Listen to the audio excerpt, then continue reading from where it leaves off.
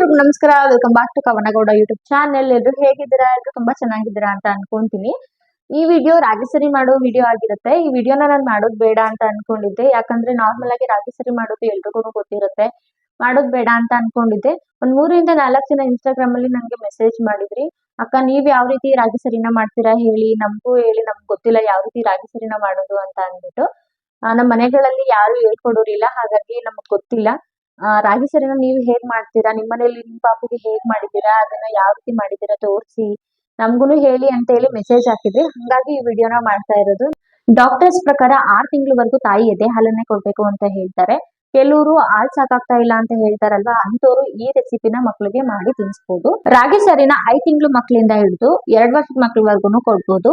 Correct ಹಳ್ತಿಯಲ್ಲಿ ಯಾವ ರೀತಿ ಮಾಡೋದು, ಹಾಗೆ ನಾನ್ ಯಾವ ರೀತಿ ಮಾಡಿದ್ದೀನಿ ಅನ್ನೋದನ್ನ ನಿಮ್ಗೆ ತಿಳಿಸ್ಕೊಡ್ತೀನಿ ಬನ್ನಿ. ನಾನಿಲ್ಲಿ 2 ಬ್ಯಾಚ್ ಆಗಿ ನಿಮ್ಗೆ ತಿಳಿಸ್ಕೊಡ್ತಾ ಇದ್ದೀನಿ. ಫಸ್ಟ್ ಬ್ಯಾಚ್ ಅಲ್ಲಿ 5 ತಿಂಗಳು ಮಕ್ಕಳಿಂದ 10 ತಿಂಗಳು ಮಕ್ಕಳವರೆಗೆ ಯಾವ ರೀತಿ ರಾಗಿ ಸರಿನ ಮಾಡೋದು ಅಂತ, ಸೆಕೆಂಡ್ ಬ್ಯಾಚ್ ಅಲ್ಲಿ 10 ತಿಂಗಳು ಮಕ್ಕಳಿಂದ 2 ವರ್ಷದವರೆಗೂ ಯಾವ ರೀತಿ ರಾಗಿ ಸರಿನ ಮಾಡೋದು ಅಂತ. ಯಾಕೆ 2 ಬ್ಯಾಚ್ ಆಗಿ ತೋರಿಸ್ತಾ ಇದ್ದೀನಿ ಅಂತ ಅಂದ್ರೆ, 5 to 10 ಮಂತ್ಸ್ ಬೇಬೀಸ್ಗೆ ಡೈಜೆಷನ್ ಕೆಪಾಸಿಟಿ ಸ್ವಲ್ಪ ಕಮ್ಮಿ ಇರುತ್ತೆ. ಹಾಗೆ 10 to 2 years ಬೇಬೀಸ್ಗೆ ಡೈಜೆಷನ್ ಕೆಪಾಸಿಟಿ ಸ್ವಲ್ಪ ಜಾಸ್ತಿ ಆಗಿರುತ್ತೆ. ಮಗು ದೊಡ್ಡ ಆಗ್ತಾ ಆಗ್ತಾ ಡೈಜೆಷನ್ ಕೆಪಾಸಿಟಿ ಸ್ವಲ್ಪ ಜಾಸ್ತಿ ಆಗ್ತಾ ಹೋಗುತ್ತೆ. ಹಾಗಾಗಿ 2 ಬ್ಯಾಚ್ ಆಗಿ ತೋರಿಸ್ತಾ ಇದ್ದೀನಿ. ಫಸ್ಟ್ 5 ತಿಂಗಳು ಮಕ್ಕಳಿಂದ 10 ತಿಂಗಳು ಮಕ್ಕಳವರೆಗೆ ಯಾವ ರೀತಿ ರಾಗಿ ಸರಿನ ಮಾಡೋದು ಅಂತ ನೋಡೋಣ. ನಾನಿಲ್ಲಿ ನಾವು ಬೆಳೆದಿದ್ದ ರಾಗಿನೇ ತಗೊಂಡಿದ್ದೀನಿ. ಅರ್ಧ ಕೆಜಿ ರಾಗಿನ ತೊಳೆದು ಮೊಳಕೆ ಕಟ್ಟಿ ಒಣಗಿಸಿ ತಗೊಂಡಿದ್ದೀನಿ. 50 ಗ್ರಾಮ್ ರೇಷನ್ ಅಕ್ಕಿನ ತಗೊಂಡಿದ್ದೀನಿ. ರೇಷನ್ ಅಕ್ಕಿ ಬದಲು ಕೆಂಪಕ್ಕಿ ಅಥವಾ ಮನೆ ಅಕ್ಕಿ ಬರುತ್ತಲ್ಲ, ಅದನ್ನ ತಗೊಳ್ಳಿ. ನಾನು ಇಲ್ಲಿ ರೇಷನ್ ಅಕ್ಕಿನೇ ತಗೊಂಡಿದ್ದೀನಿ.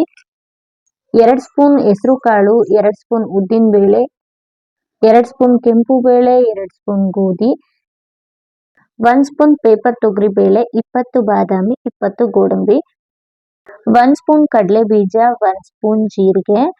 ಜೀರಿಗೆನ ಸ್ವಲ್ಪ ಜಾಸ್ತಿನೂ ಹಾಕೋಬಹುದು. ಸ್ವಲ್ಪ ಕಲ್ಲುಪ್ಪನ ಹಾಕೋದ್ರಿಂದ ಹಿಟ್ಟನ್ನ ಚೆನ್ನಾಗಿ ಸ್ಟೋರ್ ಮಾಡ್ಬೋದು, ಹಿಟ್ಟು ಹಾಳಾಗಲ್ಲ. 1 ಇಂಚು ಭಜನ ಹಾಕೋತಾ ಇದ್ದೀನಿ. ಭಜನ ಹಾಕೊಳ್ಳೋದ್ರಿಂದ ಡೈಜೆಷನ್ ಚೆನ್ನಾಗಾಗುತ್ತೆ. ನೆಕ್ಸ್ಟ್ ಈಗ ಸೆಕೆಂಡ್ ಬ್ಯಾಚ್ ಅಲ್ಲಿ 10 ತಿಂಗಳು ಮಕ್ಕಳಿಂದ 2 ವರ್ಷದ ಮಕ್ಕಳವರೆಗೆ ಯಾವ ರೀತಿ ರಾಗಿ ಸರಿ ಹಿಟ್ಟನ್ನ ಮಾಡೋದು, ಏನೇನೆಲ್ಲ ಪದಾರ್ಥಗಳು ಬೇಕಾಗುತ್ತೆ ಅಂತ ನೋಡೋಣ.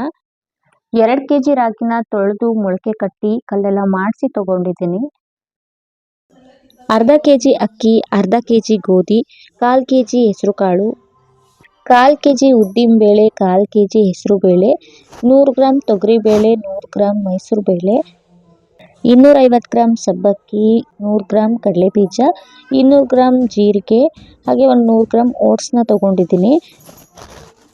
100 ಗ್ರಾಮ್ ಗೋಡಂಬಿ, 100 ಗ್ರಾಮ್ ಬಾದಾಮಿ, ಸ್ವಲ್ಪ ಉಪ್ಪು, ಹಾಗೆ ಬಜೆ ಮತ್ತೆ ಜಾಯಿಕಾಯಿನ ತಗೊಂಡಿದ್ದೀನಿ. ಇವಾಗ ಹಿಟ್ಟನ್ನ ಹೇಗ್ ಮಾಡೋದು ಅಂತ ನೋಡೋಣ. ರಾಗಿನ ಒಂದು 10ರಿಂದ 12 ಸಲ ತೊಳೆದು ಮೊಳಕೆ ಕಟ್ಟಿ ಮಾಡಿಸಿ ಜಾಲಿಸಿ ಎಲ್ಲ ತಗೊಂಡಿದ್ದೀನಿ. ನೀವೂ ಹಂಗೇನೆ ನೀಟಾಗಿ, ರಾಗಿಲಿ ತುಂಬಾ ಕಲ್ಲೆಲ್ಲ ಇರುತ್ತೆ, ನೀಟಾಗಿ ಮಾಡಿಸ್ಕೊಂಡು ಜಾಲಿಸಿ ಮೊಳಕೆ ಕಟ್ಟಿ ತಗೊಳ್ಳಿ. ಅಕ್ಕಿನೂ ಅಷ್ಟೇ ನೀಟಾಗಿ ತೊಳೆದು ಒಣಗಿಸಿ ತಗೊಂಡಿದ್ದೀನಿ. ಹಾಗೆ ಗೋಧಿ ಮತ್ತೆ ಹೆಸರು ಕಾಳನ್ನ ಮಿಕ್ಸ್ ಮಾಡಿ ತೊಳೆದು ತಗೊಂಡಿದ್ದೀನಿ. ಇನ್ನು ಬೇಳೆಕಾಳುಗಳನ್ನ ಎಲ್ಲ ಸಪ್ರೇಟ್ ಆಗಿ ತೊಳೆದು ಒಣಗಿಸಿ ತಗೊಂಡಿದ್ದೀನಿ. ಎಲ್ಲಾ ಪದಾರ್ಥಗಳನ್ನ ತೊಳೆದು ಒಣಗಿಸಿ ತಗೊಳ್ಳಿ. ನಾನು ಅಷ್ಟೇ ಎಲ್ಲಾ ಪದಾರ್ಥಗಳನ್ನ ತೊಳೆದು ಒಣಗಿಸಿ ತಗೊಂಡಿದ್ದೀನಿ. ಒಣಗಿಸ್ಬೇಕಾದ್ರೂ ಅಷ್ಟೇನೆ ಧೂಳು ಬೀಳ್ದಿರೋ ಹಾಗೆ ಅದ್ರ ಮೇಲೆ ಒಂದು ಬಟ್ಟೆನ ಮುಚ್ಚಿ ನೀರೆಲ್ಲ ಹೋಗೋ ತರ ಒಣಗಿಸಿದ್ರೆ ಸಾಕು. ಇದಿಷ್ಟು ಪ್ರೋಸೆಸ್ ಆದ್ಮೇಲೆ ಒಂದೊಂದೇ ಸಪ್ರೇಟ್ ಆಗಿ ಹುರ್ಕೊಳ್ಳಿ. ಎಲ್ಲಾ ಪದಾರ್ಥಗಳನ್ನ ಚೆನ್ನಾಗಿ ಹುರ್ಕೊಬೇಕು. ಮೀಡಿಯಂ ಹುರಿನಲ್ಲಿ ಎಲ್ಲಾ ಪದಾರ್ಥಗಳನ್ನ ಚೆನ್ನಾಗಿ ಹುರ್ಕೊಬೇಕು. ಚೆನ್ನಾಗಿ ಹುರ್ಕೊಂಡಿಲ್ಲ ಅಂತಂದ್ರೆ ಹೊಟ್ಟೆ ನೋವು ಬರುತ್ತೆ. ಎಲ್ಲ ಹುರ್ಕೊಂಡ್ ಆದ್ಮೇಲೆ ಮಿಕ್ಸ್ ಮಾಡ್ಕೊಂಡು ಕೊನೆಯಲ್ಲಿ ಸ್ವಲ್ಪ ಉಪ್ಪು, ಬಜೆ ಮತ್ತೆ ಜಾಯಿಕಾಯಿನ ಪುಡಿ ಮಾಡಿ ಆಡ್ ಮಾಡ್ಕೊತಾ ಇದ್ದೀನಿ. ಉಪ್ಪು ಮತ್ತೆ ಜಾಯಿಕಾಯಿ ಆಪ್ಷನಲ್, ನಿಮಗೆ ಬೇಕಂದ್ರೆ ಹಾಕೊಳ್ಳಿ, ಬೇಡ ಅಂತಂದ್ರೆ ಸ್ಕಿಪ್ ಕೂಡ ಮಾಡ್ಬೋದು. ಬಜ್ಜೆನ ಹಾಕೋದ್ರಿಂದ ಜೀರ್ಣ ಚೆನ್ನಾಗಾಗುತ್ತೆ. ಫೈನಲ್ ಆಗಿ ಒಂದ್ಸಲ ಮಿಕ್ಸ್ ಕೊಟ್ಟು ನೆಕ್ಸ್ಟ್ ನಾನು ಮಿಲ್ಲಿಗೆ ಕೊಟ್ಟು ಕಳಿಸಿದ್ದೆ. ಸ್ವಲ್ಪ ಏನಾದ್ರೂ ಮಾಡ್ಕೋತೀರಾ ಅಂತ ಅಂದ್ರೆ ಮನೇಲೇನೆ ಪೌಡರ್ ಮಾಡ್ಕೊಳ್ಳಿ. ನಾನು ಇಷ್ಟು ದಿನ ಮನೇಲೇನೆ ಪೌಡರ್ ಮಾಡ್ಕೋತಾ ಇದ್ದೆ.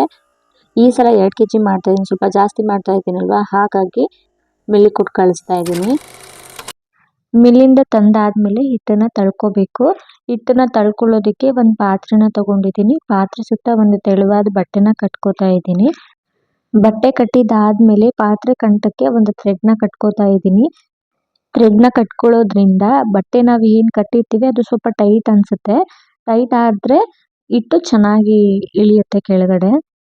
ಈ ರೀತಿಯಾಗಿ ಹಿಟ್ಟನ್ನ ತಳ್ಕೊಳ್ಳೋದ್ರಿಂದ ತುಂಬಾ ಅಂದ್ರೆ ತುಂಬಾನೇ ಫೈನ್ ಪೌಡರ್ ಸಿಗುತ್ತೆ. ಜರಡಿ ಹಿಡಿಯೋದ್ರಿಂದ ಹಿಟ್ಟು ಸ್ವಲ್ಪ ದಪ್ಪ ದಪ್ಪ ಸಿಗುತ್ತೆ. ಈ ರೀತಿಯಾಗಿ ಬಟ್ಟೆಯಲ್ಲಿ ತಳ್ಕೊಂಡ್ರೆ ತುಂಬಾನೇ ಫೈನ್ ಪೌಡರ್ ಸಿಗುತ್ತೆ. ಚಿಕ್ಕ ಮಗು ಆಗಿರೋದ್ರಿಂದ ಈ ರೀತಿಯಾಗಿ ತಿನ್ಸಿದ್ರೇನೆ ಒಳ್ಳೇದು. ಒಂದ್ 5 ತಿಂಗಳಿಂದ 1 ವರ್ಷದವರೆಗೂ ಈ ರೀತಿ ತಳ್ಕೊಂಡ್ ತಿನ್ಸಿದ್ರೆ ಸಾಕು.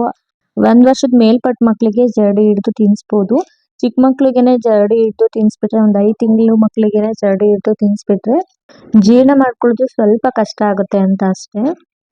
ನಾನು ಒಂದು ಮಿಕ್ಸರ್ ನ ಯೂಸ್ ಮಾಡ್ಕೊಂಡು ಹಿಟ್ಟನ್ನ ತಳ್ಕೊತಾ ಇದ್ದೀನಿ. ಕೈಯಲ್ಲಿ ಕೂಡ ತಳ್ಕೊಬಹುದು. ಈ ರೀತಿ ಮಾಡ್ಕೊಳ್ಳೋದ್ರಿಂದ ಹಿಟ್ಟು ಪಾತ್ರೆ ಒಳಗಡೆ ಉಳಿಯುತ್ತೆ, ಮೇಲ್ ತರಿ ಏನ್ ಬರುತ್ತೆ ಅದು ಬಟ್ಟೆ ಮೇಲೆನೆ ಉಳಿಯುತ್ತೆ. ಇಷ್ಟೇನೆ. ಇದನ್ನ ಮಿಕ್ಸರ್ ಇಲ್ದೇನು ಕೂಡ ಕೈಯಲ್ಲಿ ಕೂಡ ತಳ್ಕೊಬಹುದು.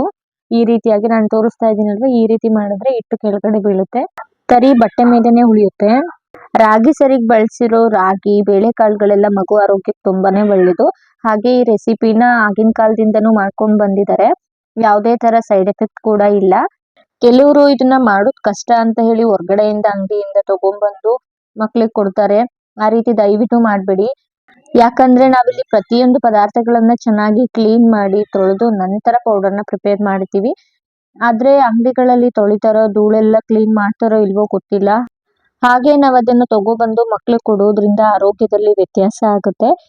ಮಕ್ಳಿಗೆ ಜೀರ್ಣ ಮಾಡ್ಕೊಳ್ಳೋದು ಕಷ್ಟ ಆಗುತ್ತೆ. ನಮ್ಮ ಮಕ್ಳು ಆರೋಗ್ಯ ಚೆನ್ನಾಗಿರ್ಬೇಕು ಅಂದ್ರೆ ಕಷ್ಟಪಟ್ಟು ಪ್ರಿಪೇರ್ ಮಾಡ್ಬೇಕು. ಒಂದು ದಿನ ಇದನ್ನ ಕಷ್ಟಪಟ್ಟು ಮಾಡಿದ್ರೆ ಸಾಕು, 3 ರಿಂದ 4 ತಿಂಗಳವರೆಗೂ ಸ್ಟೋರ್ ಮಾಡಿ ಇಟ್ಕೊಬಹುದು. ನಾನಿಲ್ಲಿ ಹೇಳಿರೋ ಪದಾರ್ಥಗಳೆಲ್ಲ 2 kg ರಾಗಿಗೆ ಮಾಡ್ಕೋತಾ ಇದ್ದೀನಿ.